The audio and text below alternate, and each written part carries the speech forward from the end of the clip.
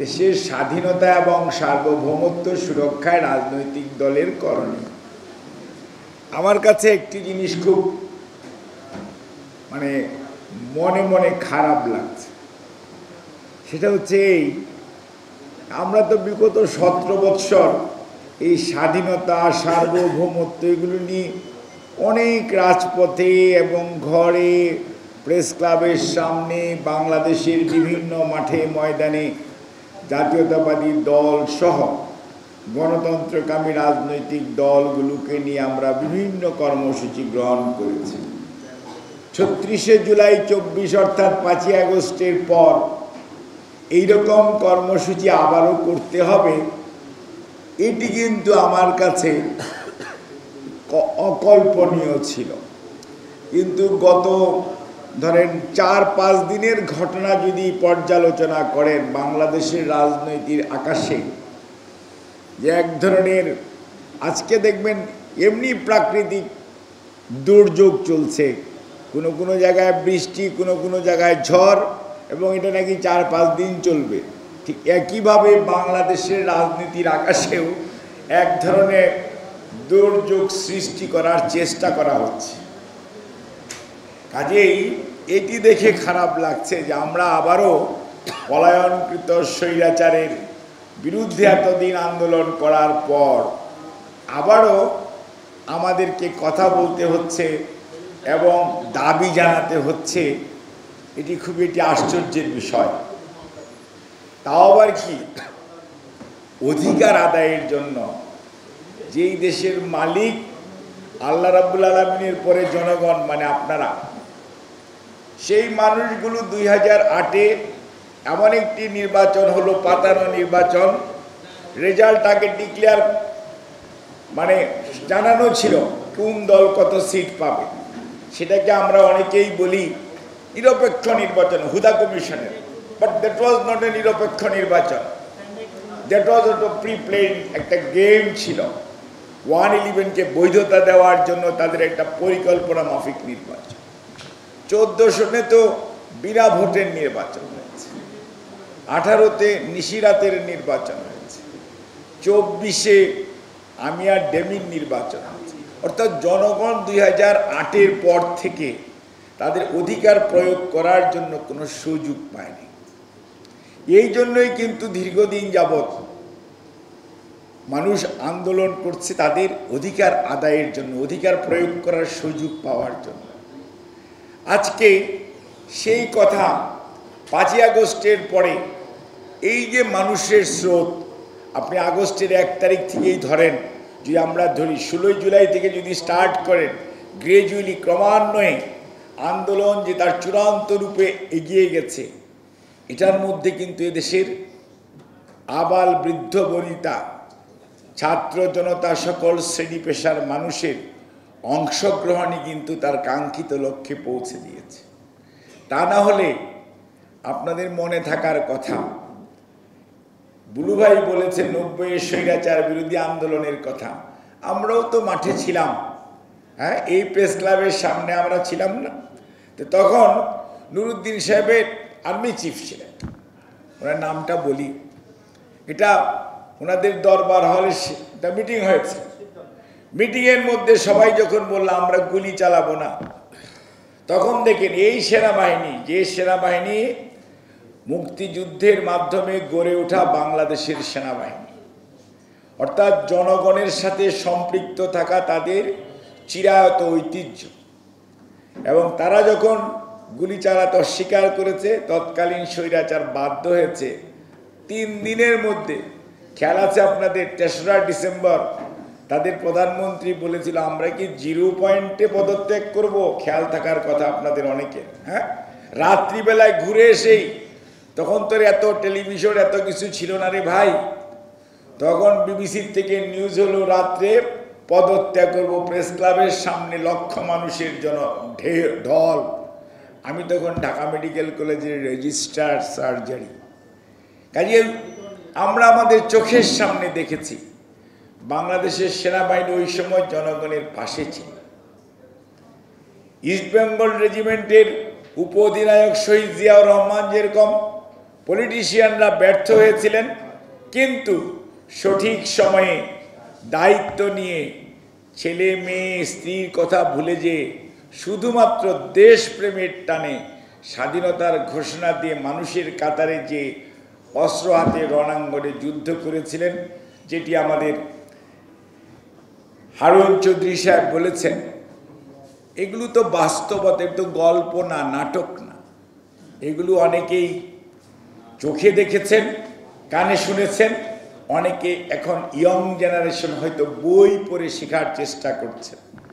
কিন্তু আমরা তো ভাই কানে শুনেছি, চোখেও দেখেছি, এটা অবিশ্বাস করার কোনো সুযোগ নাই। কাজেই সেই সময়ে যে দায়িত্ব সেনাবাহিনীর সদস্যরা পালন করেছে, 90-ও দেখেন একই অবস্থা। এবারেও আপনি খেয়াল করেন, প্রথম একদিন 2 দিন 2-4 জন অফিসার একটু বিশৃঙ্খলা করেছে, আই ডু এডমিট, কিন্তু 5 তারিখের দুপুর 12টার পর থেকে তাদের যেই ভূমিকা, তারা জনগণের কাতারে যখন চলে গেছে, এই টেলিভিশন ক্যামেরা যারা আজকে এখানে বুম রেখেছেন, ইনারাও কোনো খবর দেখাইতে পারেন নাই। যেই না 12টা বেজেছে, তখনই কিন্তু লাইভ প্রচার শুরু হয়ে গেছে, জনতার ঢেউ কাকে বলে। আর এই প্রচারণার কারণেই ঢেউয়ের মাত্রা যেমন জলোচ্ছ্বাসের মতো ঢাকা শহরের দিকে ধাবিত হয়েছে, স্বৈরাচার পালিয়ে যেতে বাধ্য হয়েছে। তা নইলে কি হতো, মহান সৃষ্টিকর্তা বলতে পারেন, আমাদের বলার কোনো সুযোগ, কল্পনাও করতে পারি না কি হতো। যা হয়েছে সেইটুকুই যা, আর যদি থাকতেন তাহলে কি হতো, সেটি কিন্তু আল্লাহ একদিক দিয়ে ভালোই করেছে বলে আমি মনে করি। বিশৃঙ্খলার হাত থেকে দেশকে, দেশের মানুষকে রক্ষা করেছে। আরেকটা কলঙ্কজনক অধ্যায়ের হাত থেকে দেশের মানুষ মুক্তি পেয়েছে। আল্লাহর কাছে শুকরিয়া আদায় করি। যে কথাটির জন্য আজকে এই কথাগুলি বললাম, এই কথাটি আমি আগেও বলেছি, সবসময়ই বলি, কখনোই, যদিও একটি পরিসংখ্যান বুলু ভাই বলেছেন, কিন্তু আপনারা বলেন তো, এই যে 18-19টা বৎসর যাবৎ একটা কর্তৃত্ববাদী সরকার এই দেশটার উপর চেপে বসছে। এই যে 56 নম্বর ওয়ার্ড ছিল আগে, এটা এখন মধ্যে 20 না 21 নম্বর ওয়ার্ড হয়েছে। এটার একটা কমিশনার ছিল চৌধুরী আলম, টকবগে মানুষ, বারবার নির্বাচিত হতো। আমি ঢাকা মেডিকেল কলেজে চাকরি করছি অনেক বৎসর, 86 সন থেকে একটা কমিশনার ছিল। কিছু হইলেই ঢাকা মেডিকেলে যায় চিকিৎসা করে ধরতো। আমরাও বয়স কম করতাম। এটা তরতাজা মানুষ হাওয়া হয়ে গেল। ইলিয়াস আলী তো ধরেন আমাদের সে জুনিয়র, ঢাকা মেডিকেলে যাইতো, চা খাইতো, সিঙ্গারা খাইতো, গল্প করতো, আন্দোলন সংগ্রাম, কোথায় গেল?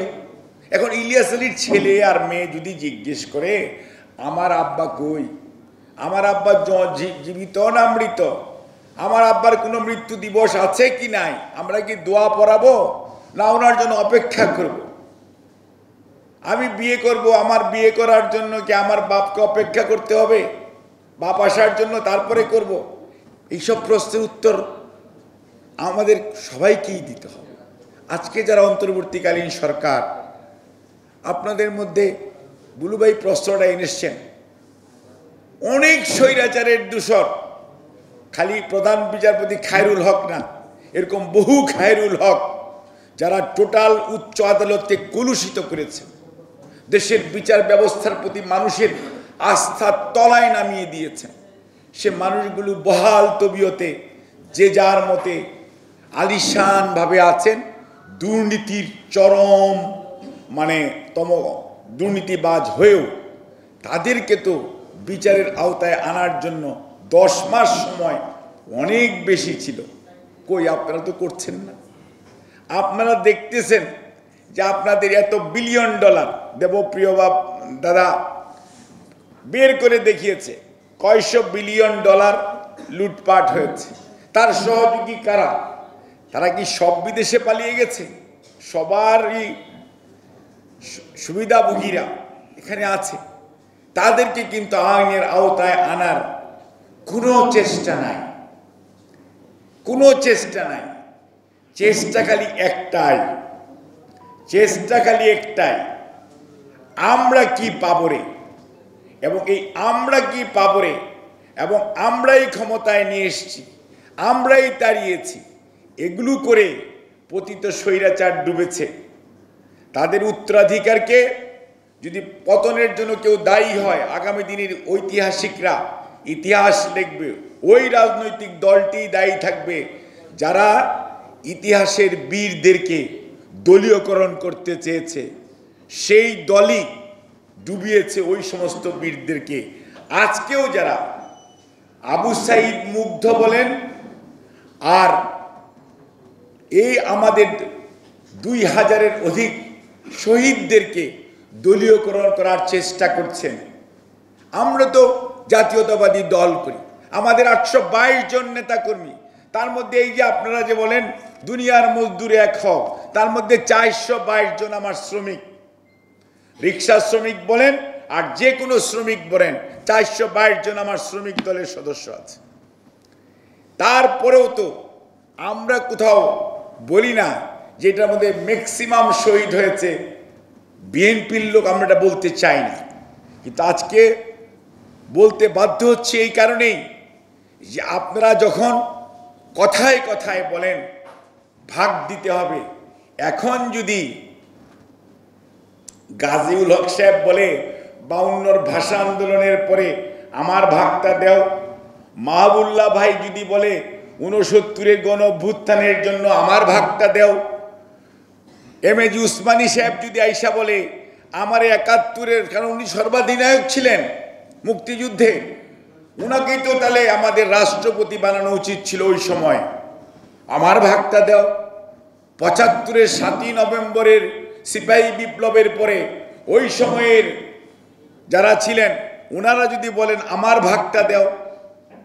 90-এর এই হাবিবুর রহমান, হাবিব, আমানুল্লাহ আমান, খায়রুল কবির খোকন, তার বাদে মুস্তাফিজুর রহমান বাবুল, তারপরে স্বপন ভাই, এই যে না প্রধান নাজমুল হক প্রধান, ইনারা যদি এখন আইসা বলে আমার ভাগটা দাও, লুৎফুর রহমানরা যদি বলে যে আমার ভাগটা দাও, কারণ আন্দোলন সংগ্রাম তোরাই মাঠে ছিল, আমরা ছিলাম পাশে, আমরাও ছিলাম, এই দেশে কৃষক শ্রমিক জনতা লয়ার সবাই আমার ভাগটা দাও, আমাকে মন্ত্রী বানাও, আমাকে অমুক জায়গায় সমন্বয়কারী বানাও, মন্ত্রীর পিছনে চেয়ারের মধ্যে বসে থেকে মন্ত্রীকে ডিকটেশন দেওয়ার জন্য আমাকে দায়িত্ব দাও।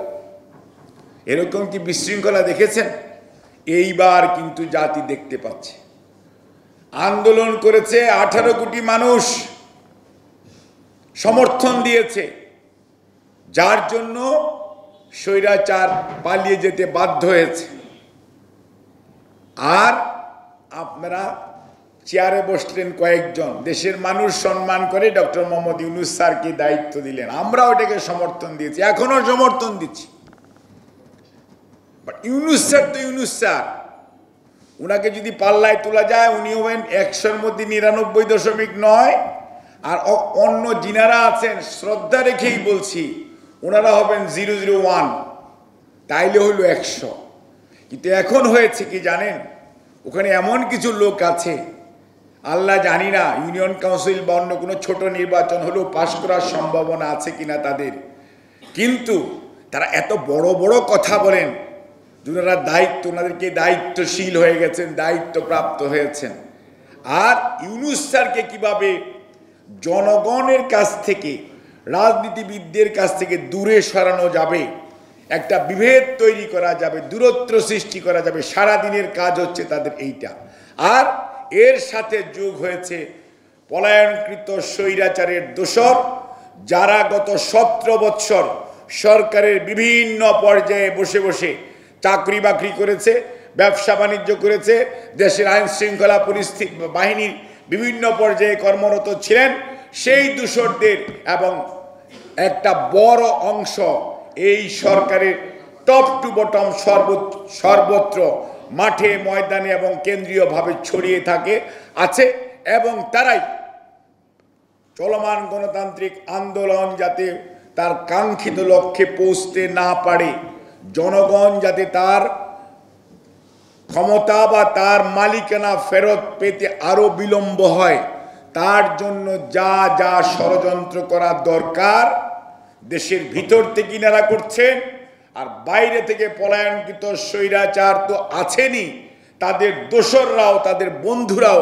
এর মধ্যে কিছু কিছু ঘি ঢালতেছেন। সব কিছু মিলে আপনার বিভাজন তৈরি হচ্ছে কার মধ্যে? যারা ৩৬শে জুলাই সৃষ্টি করলেন, ৫ই আগস্ট করলেন, সেই মানুষগুলো মধ্যে আজকে বিভাজন হচ্ছে। এবং বিভাজনে লাভ কার হবে? ওই যে যাদের জীবনে এই চেয়ারে বসার সুযোগ ছিল না, তারা একটু বেশি দিন থাকতে পারবেন। আর ওই পলায়নকৃত স্বৈরাচারের দোসরদের বিচারের কথা বলা হচ্ছে, বিচারটা প্রলম্বিত হবে। সংস্কার, সংস্কার জরুরি। সংস্কার তো কোনো স্থিতিশীল বিষয় না, it is not a static item, it's a dynamic process. সংস্কার চলমান প্রক্রিয়া। যারা একটু বয়স্ক মানুষ, এই হারুন ভাই সহ, তাদের সবার মনে করার কথা, এই দেশ ৭৩-এর নির্বাচন হয়েছিল গণতন্ত্রের জন্য, আমরা ৭৫-এ হয়ে গেলাম একদলীয় শাসন ব্যবস্থা। আবার শহীদ রাষ্ট্রপতি জিয়াউর রহমানের সময় ৭৯ নির্বাচন হলো বহুদলীয় গণতন্ত্র, অর্থাৎ সংস্কার কিন্তু চলতে থাকলো, মানুষের আশা আকাঙ্ক্ষা। তখন ছিল প্রথম প্রধানমন্ত্রী শাসিত সরকার, তারপরে রাষ্ট্রপতি শাসিত হলো, তারপরে আবার ৯১ সনে আপনাদের খেয়াল থাকার কথা দেশনেত্রী বেগম খালেদা জিয়ার আমলে সংস্কার হলো, আবার পার্লামেন্টারি ডেমোক্রেসি ফেরত আসলো। এবং আজকে এই যে সাংবাদিক বন্ধুরা, আপনাদের মনে কি প্রশ্ন জাগে না? সাগর রুনির একটা মার্ডার কেস ১১৮ বার পিছিয়েছে তারিখ, যেটার জন্য পলায়নকৃত স্বৈরাচার তার মন্ত্রীরা বলেছে ২৪ ঘন্টা, ৪৮ ঘন্টা, কত কথা। আজকে ইউনূস স্যার সহ সকল উপদেষ্টা মণ্ডলীর কাছে আমার জানার আগ্রহ, সাগর রুনির ছেলে মেয়েদেরকে জবাব দেন। ঘরের ভিতরে থেকে যারা খুন হলো, আপনারা নিজেদের যত মামলা সব প্রত্যাহার হচ্ছে, আর ওদের একটা এফআইআর সাবমিট হচ্ছে না, একটা মামলা হচ্ছে না, মামলার পরবর্তীতে সেটা কোনো চার্জশিট জমা দিতে পারছে না। এই আইন শৃঙ্খলা রক্ষাকারী বাহিনী, এই জুডিশিয়াল ম্যাজিস্ট্রেট বা এরা ম্যাজিস্ট্রেসি, তাহলে আমাদের গ্যাপটা কোথায়? দেশের মানুষ হিসাবে সবাই জানতে চায়, আমরাও জানতে চাই। খালি বিচার কার করবেন ওইটার বিচার লাগবে না? বিচার লাগবে না? তাহলে আইন আমরা কি করছি? What we are doing? এক একটা দিন যায়, ২৪টা ঘন্টা চলে যায়। ৯ মাস গিয়েছে, ১০ মাসে পড়েছেন। ১০ মাসে মায়ের পেটে একটা বাচ্চা জন্ম হওয়ার মতো অবস্থায় তৈরি আসে ১০ মাস। কাজে এই অবস্থার মধ্যে দাঁড়িয়ে, যেখানে ৩ মাসে শাহাবুদ্দিন সাহেব স্বৈরাচার থেকেই ৩ মাসের সময়ের কমের মধ্যে ফেব্রুয়ারি ডিসেম্বর, ফেব্রুয়ারিতে ইলেকশন হলো না বুলু ভাই? ৯১, ২৭শে ফেব্রুয়ারি, তারপরেরটা আপনারা জানেন। আর লতিফুর রহমান সাহেবের পিএস এর কাহিনী উনি বলে দিছে, আমি আর বলতে চাই না, ওনাকে আর বড় বানাতে চাই না। কিন্তু আপনারা দেখেন, ওইটাতে যদি পারে, তাহলে এখানে ৩ তিরিকা ৯ মাস, তাহলে নির্বাচন কমিশন বানালেন আপনারা, এখন বলেন কি বিশ্বাস কম? আরে বাবা, আপনারা তো এমন এক জিনিস হয়েছেন, আপনারা চেয়ারে বসা ছাড়া কাউরে বিশ্বাস করেন না। চেয়ারে একগুলো অ্যাডভাইজার বসাইছেন, ওনাদেরকে পিছনে ২ জন করে বসাই দিয়েছেন। হোয়াট ইজ দেয়ার যোগ্যতা? কনস্টিটিউশনে কোথায় আছে? মন্ত্রী ওত নিয়েছে যে আমি এই প্রজাতন্ত্রের দায়িত্ব পালন, ২টা ওত নেয়, একটা দায়িত্ব পালন, একটা গোপনীয়তা। ওই পিছনে যারা আছে বসে মন্ত্রীদের পিছনে থাকতেছে, তাদের ওত কোথায়? তাদের জবাবদিহিতা কোথায়? এটা কি পারে কোন একটি সভ্য স্বাধীন দেশে পারে? এটা কি আপনারা পৈতৃক সম্পত্তির মতো মনে করছেন, ভাগাভাগি করে খাবেন? আর দেখেছেন অল্প দিনের মধ্যেই আপনাদের কি কাহিনী বেরুচ্ছে।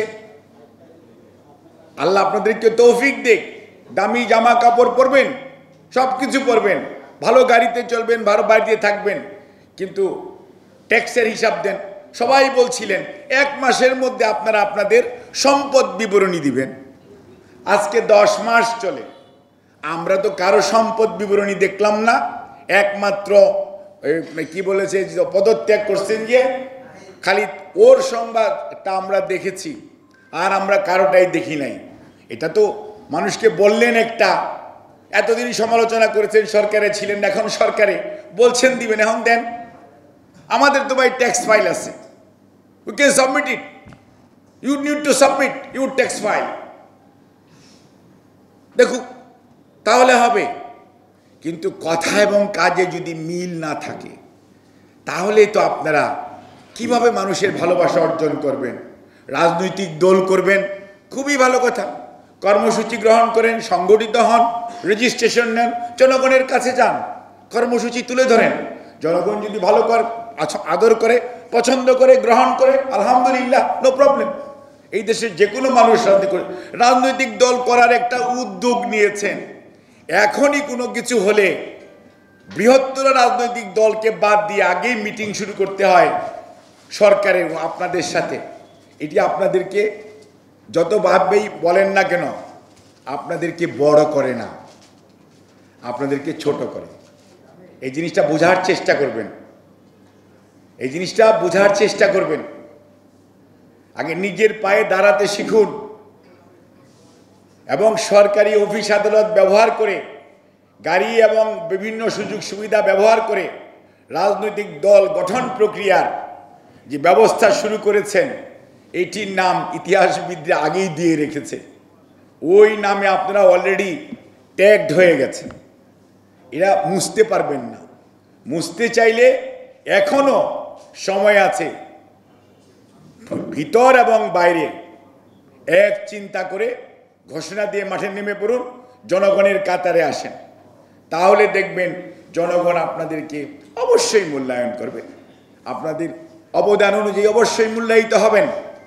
কিন্তু কোনো অবস্থাতেই জনগণকে বিভ্রান্ত করবেন না।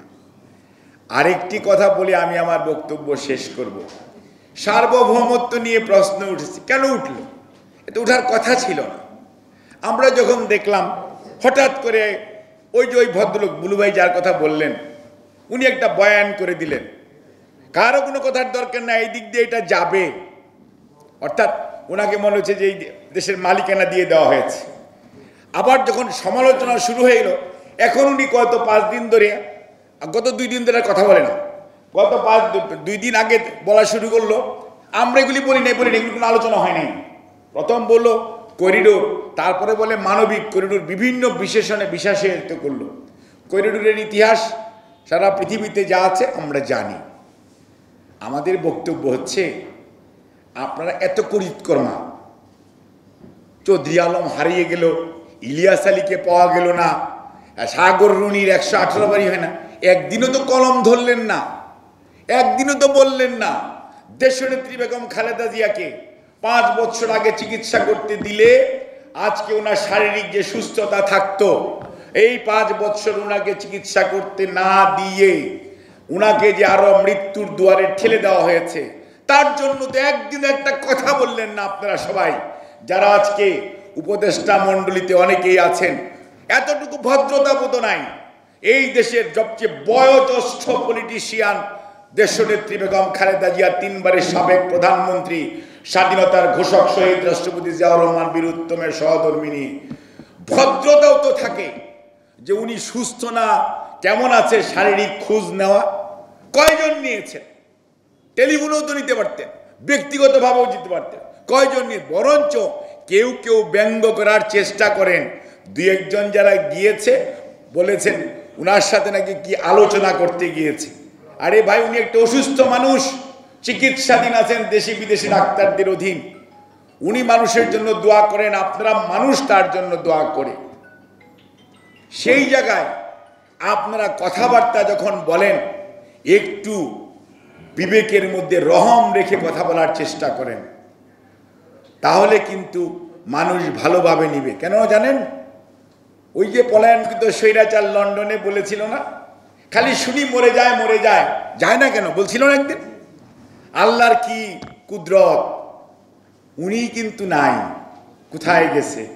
আর ইনি কিন্তু আলহামদুলিল্লাহ আপনাদের দোয়ায় এখানে আছে।